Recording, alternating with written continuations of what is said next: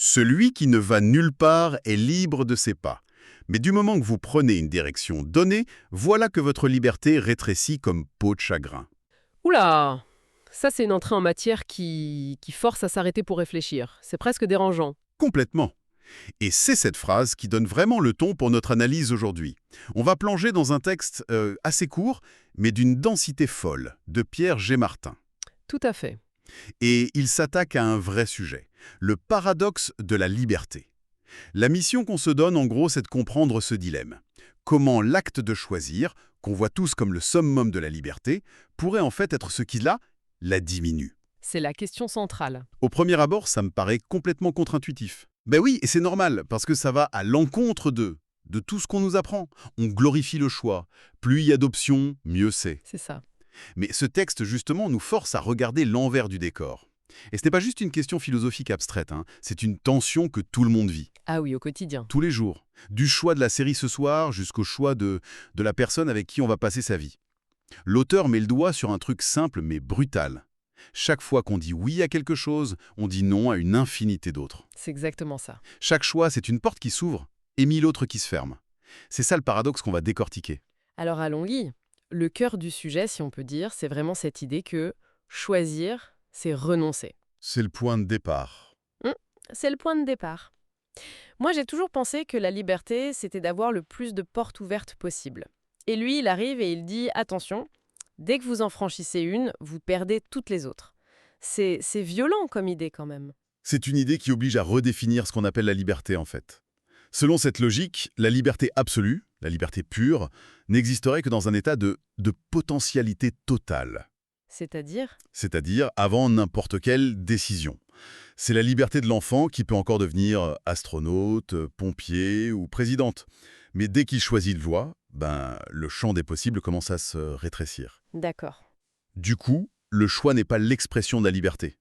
Il en est le premier coup de ciseau. Et pour rendre ça concret, l'auteur prend des exemples très, très simples. Presque binaire. Vous ne pouvez être à la fois marié et célibataire, ni être fumeur et non-fumeur. Expert speaker. C'est imparable. C'est imparable. Mais ce qui me frappe vraiment, c'est le vocabulaire qu'il emploie. Il ne parle pas de décision ou d'arbitrage. Il utilise des mots qui pèsent une tonne. Ah oui, Il parle de renoncement, de perte de liberté et, le plus fort de tous, de deuil. Faire un deuil pour un choix. Il met ça au même niveau qu'une perte irréparable. et ce mot deuil, il est la clé de tout, je crois. Il est choisi pour nous faire sortir de la simple logique. Un deuil, c'est un processus émotionnel, on reconnaît une perte, Oui, et c'est exactement ce qu'il décrit. En choisissant une vie, un métier, un partenaire, on doit symboliquement pleurer toutes les autres vies qu'on n'aura pas. tous les autres nous, experts speakers. Tous les autres nous qui auraient pu exister si on avait pris une autre route. C'est là que le paradoxe devient poignant en fait. L'acte même qui est censé affirmer notre liberté. C'est lui qui l'a contraint? Exactement. C'est comme si, pour exister vraiment, la liberté devait accepter de se sacrifier en partie. C'est vertigineux. Et il pousse le truc encore plus loin. Il parle de faire un choix au prix d'un million d'autres choix abandonnés, un million d'autres destinations. Ça donne le tournis. C'est une image très forte. On ne parle pas juste du plat qu'on n'a pas pris au restaurant, on parle de vies possibles qui s'évanouissent. Mais entre nous, est-ce que c'est pas un peu excessif? Je veux dire, est-ce que je dois vraiment faire le deuil de la tartine que j'ai pas mangée ce matin? C'est une excellente question et ça permet de nuancer. Évidemment, l'intensité du deuil est proportionnelle à l'enjeu du choix. Bien sûr. Le choix de votre café du matin, le coût du renoncement est quasi nul. Mais le choix de faire des études de médecine plutôt que d'art, le choix de quitter son pays, le choix d'avoir un enfant, Là oui. là, le million d'autres destinations prend tout son sens. Ce sont des choix qui structurent une identité. Et cette identité, elle se construit sur les fantômes des identités qu'on a dû abandonner. Le texte nous met face à ça avec une clarté presque cruelle. Le coût émotionnel est réel. D'accord, je vois. Mais alors, si chaque choix est une sorte de mutilation, une perte si douloureuse, l'instinct voudrait qu'on arrête de choisir, non? C'est ça. La solution, c'est pas de garder toutes ces options ouvertes le plus longtemps possible pour préserver cette liberté? C'est la grande tentation de notre époque. C'est le moteur de ce qu'on appelle la FMO, l'acronyme anglais pour Fear of Missing Out. La peur de rater quelque chose. Exactement, c'est cette angoisse qui nous pousse à vouloir tout laisser en suspens, ne pas s'engager dans une relation pour ne pas rater une meilleure rencontre. Ne pas accepter un boulot au cas où une meilleure offre arriverait. C'est ça, on veut le beurre et l'argent du beurre et on se retrouve à ne rien acheter du tout. Sauf que là-dessus, l'auteur, il ne laisse aucune place au doute. Sa position est radicale. Il qualifie l'indécision de pire défaut de caractère qui soit. C'est très dur comme jugement. C'est incroyablement dur. On pourrait penser que c'est de la prudence, de la réflexion. Lui, il dit que c'est le pire défaut. Et il utilise une métaphore maritime très forte. Oui. Cela peut rendre la personne indécise un navire sans gouvernail, à la dérive, soumis à tous les courants contraires, tous les hauts fonds. L'image est terrifiante. C'est le chaos. Analysons cette métaphore, parce qu'elle est parfaite. Un navire sans gouvernail, il n'est pas libre. Au contraire, Non, il subit. il est l'esclave de tout ce qui l'entoure. Le vent, les vagues, les rochers. Il n'a aucune autonomie, aucune agencité. Il subit. C'est l'ironie suprême que le texte met en lumière. C'est ça. En essayant de préserver une liberté théorique absolue, on aboutit à une perte de contrôle totale et concrète. On passe du statut de capitaine à celui de bout de bois flottant. Et il nomme la conséquence. L'impuissance qui mène à l'asservissement. C'est dingue. On voulait être le plus libre possible et on se retrouve esclave. Exactement.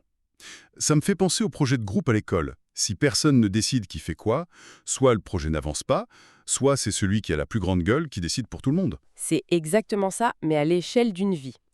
Et l'auteur est très précis. Il distingue deux types d'asservissement. Ah oui, Le premier, c'est être soumis aux aléas de la vie. C'est le hasard, les circonstances. La vie vous arrive dessus comme une série d'accidents, au lieu que vous la construisiez. d'accord. Mais il y en a une deuxième forme, qu'il juge pire encore, l'asservissement à la volonté d'autrui. Ah, ça c'est un point. C'est fondamental. La nature a horreur du vide. Si vous ne prenez pas de décision, quelqu'un d'autre le fera à votre place. Votre patron, votre partenaire, la pression sociale. Les algorithmes, aujourd'hui, Expert speaker. surtout aujourd'hui, les algorithmes qui disent quoi regarder, quoi écouter. Le vide de votre volonté est une invitation pour que les volontés des autres s'y engouffrent. Ne pas choisir, c'est abandonner le pouvoir sur sa propre existence. Host speaker. Attendez, là je suis un peu perdu. D'un côté, choisir c'est mal, c'est se couper d'un million de possibilités. Oui, De l'autre, ne pas choisir c'est encore pire, c'est devenir une marionnette. On est coincé. Alors, voilà. c'est un piège sans issue. Comment on est censé fonctionner? C'est précisément pour ça que l'auteur parle de cruel dilemme.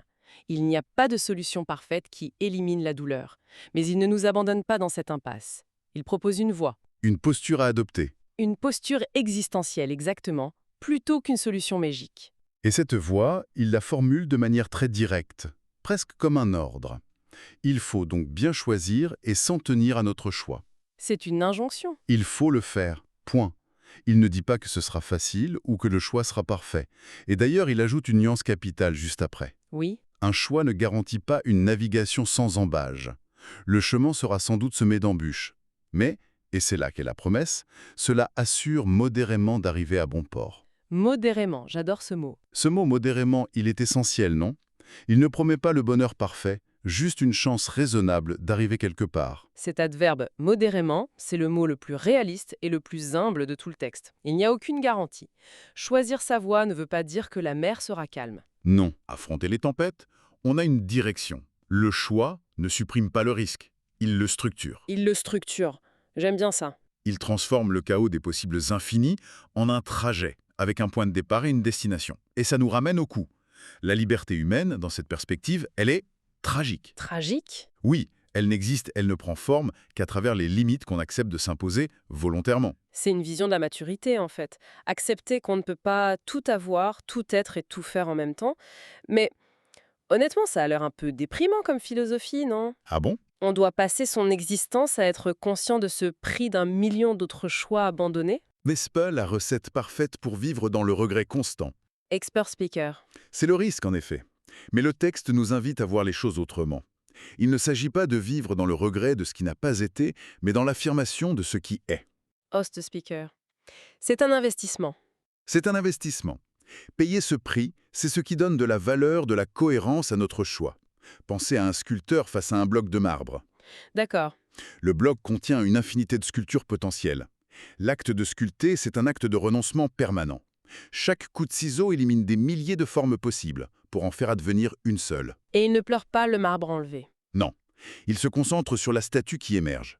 C'est le passage d'une potentialité stérile à une existence concrète. C'est choisir d'écrire une histoire, son histoire, même si ça implique de ne pas pouvoir écrire toutes les autres. Vu comme ça, l'image est beaucoup plus positive. C'est un acte de création, pas seulement de destruction. D'accord.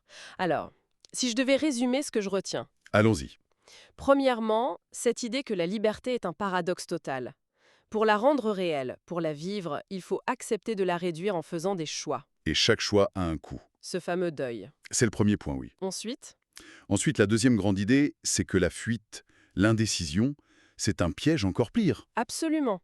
Ça ressemble à de la liberté, mais c'est une abdication qui nous livre pieds et poings liés au hasard ou à la volonté des autres. Et enfin, la seule porte de sortie, qui n'est pas facile, c'est d'embrasser ce dilemme.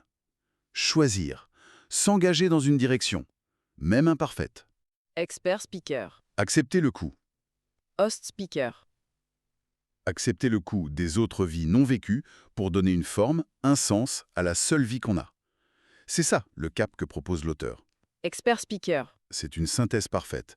Mais cette discussion, et le texte lui-même, nous laissent au bord d'une dernière falaise, face à une question tout aussi vertigineuse. Laquelle? Le texte de Martine nous exhorte à bien choisir, pour éviter la dérive. Mais il ne définit jamais ce qu'est un bon choix. C'est vrai? Et ça ouvre une question immense. Si chaque choix est un renoncement si coûteux, si chaque décision majeure implique le deuil d'un million d'autres vies, sur quels critères on doit se baser? La raison? L'intuition, la raison pure. L'intuition, nos valeurs profondes. Comment fonder la décision qui va orienter toute une existence en sachant que toutes les autres portes se fermeront peut-être, pour toujours derrière nous?